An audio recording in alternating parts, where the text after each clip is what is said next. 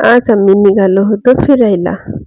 Welcome to Divya K S channel. दिवसाची सुरुवात सकाळी पहाटे छोलेची भाजी करण्यापासून सुरुवात झाली. आज करायची होती छोलेची भाजी, त्यामुळे मी कालच ह्यांना छोले भिजू घातले होते गरम पाण्यामध्ये. सकाळी कुकरमध्ये लावताना हळद, मीठ आणि 2-3 लसणाच्या पाकळ्या टाकून कुकरला शिट्ट्या दिल्या. 3-4 शिट्ट्यानंतर कुकर उतरवले.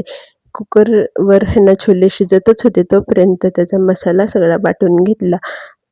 तो वाटून झाला की आता आपण छोलेच्या भाजीला फोडणी टाकायला घेऊयात.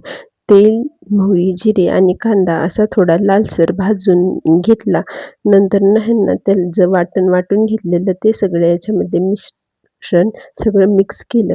सगळं मिश्रण तसंच 5 मिनिट लो फ्लेमवरती परतू दिले. नंतर सगळे मसाले त्यात टाकून घेतले.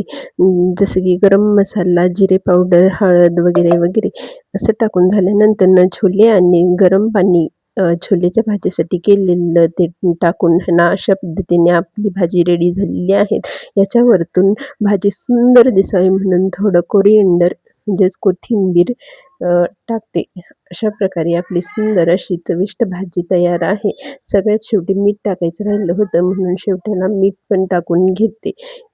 ही भाजी घरात सगळ्यांनाच खूप आवडते. भाजी झाल्यानंतर मी गॅलरीमध्ये आले होते झाडांना पाणी घालण्यासाठी. दिवसभर बाहेर जायचं होतं म्हणून झाडं तसंच उन्हात वाळून जातील म्हणून सगळ्यात आधी झाडांना पाणी घालण्यासाठी आले. तिथे मला एक छानशी चिमणीने केलेलं घरटं दिसलं. आमच्या गॅलरीमध्ये एक चिमणीने घरटं करून बसलेली होती. खूप सुंदर असा नजारा इथून सकाळी पहाटे 10 वाजता दिसत होता.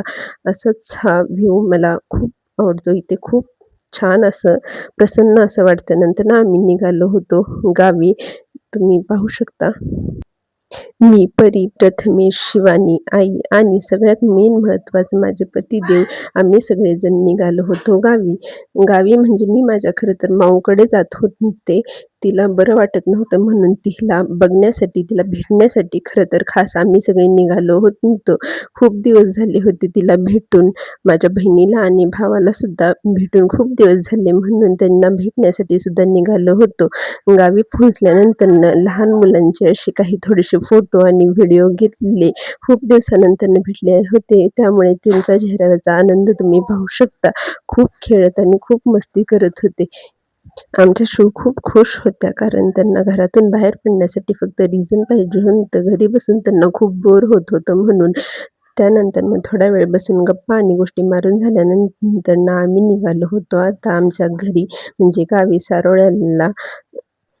कोणालाच जावंसं वाटत नव्हतं, मला सुद्धा आणि परीला पण.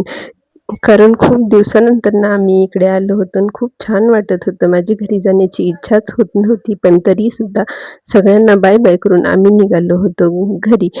Subscribe, like, share and comment.